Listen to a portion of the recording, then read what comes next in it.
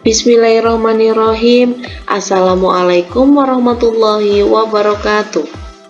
Selamat pagi anak soleh-soleha. Bagaimana kabarnya hari ini?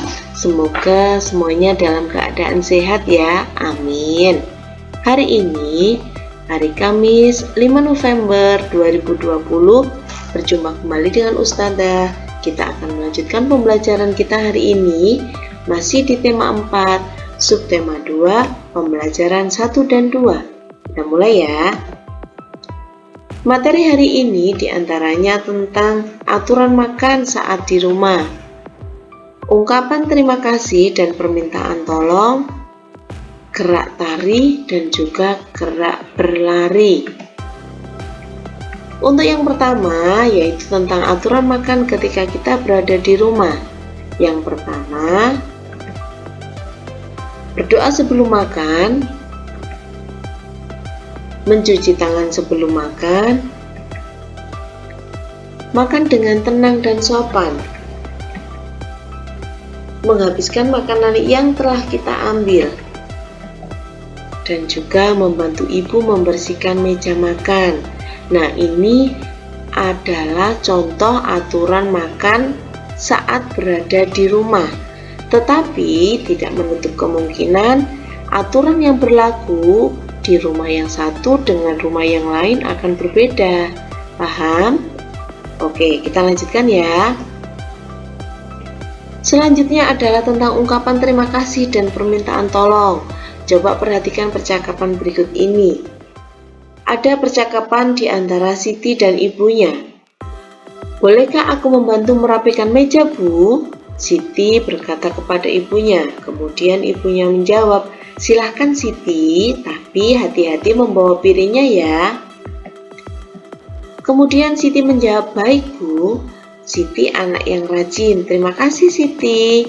Ibu berkata. Kemudian Siti menjawab, sama-sama Ibu. Nah, dalam percakapan tersebut terdapat ungkapan apa? Pinter, ungkapan terima kasih. Kemudian perhatikan juga percakapan berikut, percakapan di antara Dayu dan ibunya. Dayu, tolong ambilkan wortel. Baik Bu, apakah wortelnya boleh Dayu cuci dulu? Terima kasih Dayu, ibu senang. Dayu selalu membantu ibu. Dayu anak yang rajin, sama-sama Bu. Nah, dari percakapan di antara ibu dan Dayu, di dalamnya terdapat ungkapan permintaan tolong dan terima kasih. Bagaimana anak-anak? Bisa memahami ya? Pinter. Kita lanjutkan.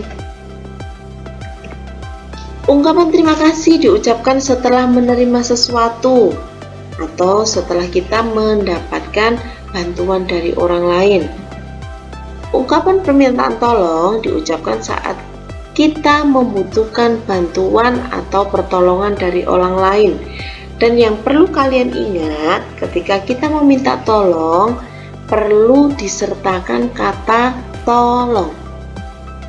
Nah, paham ya? Oke.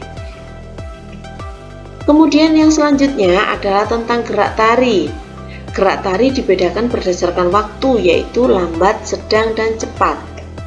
Gerak lambat memerlukan hitungan yang lebih banyak ketika dibandingkan dengan gerak tari cepat, di mana gerak tari cepat hanya memerlukan waktu yang lebih sedikit. Gerak tari hitungan cepat. Nah, untuk melakukan satu gerakan hanya memerlukan hitungan 1. Sedangkan hitungan yang kedua sudah masuk ke gerakan yang kedua. Gerak tari hitungan sedang memerlukan waktu lebih lama dibandingkan gerak tari yang hitungan cepat. Begitu juga dengan gerak tari hitungan lambat, memerlukan waktu yang lebih lama dibandingkan gerak tari hitungan cepat dan juga sedang. Gerak berlari melingkar.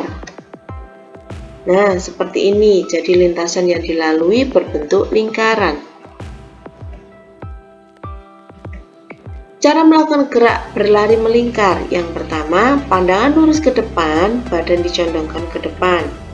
Langkahkan kaki ke depan secara bergantian. Saat melangkahkan kaki, terdapat posisi melayang. Ayunkan tangan bersilangan dengan langkah kaki. Lakukan gerak berlari dengan arah melingkar. Nah, itu adalah cara yang bisa kita lakukan ketika melakukan gerak berlari melingkar. Bisa dipahami anak-anak? Pinter. Sebelum diakhiri oleh Ustazah, hari ini juga ada tugas. Nah, apa tugas kalian? Mengerjakan buku PR subtema 2 pembelajaran 1 dan 2. Oke anak-anak, itu tugas untuk hari ini. Semoga materi yang disampaikan Ustazah hari ini bisa memberikan ilmu yang bermanfaat buat kita semua. Amin. Terima kasih Ustazah sampaikan. Wassalamualaikum warahmatullahi wabarakatuh.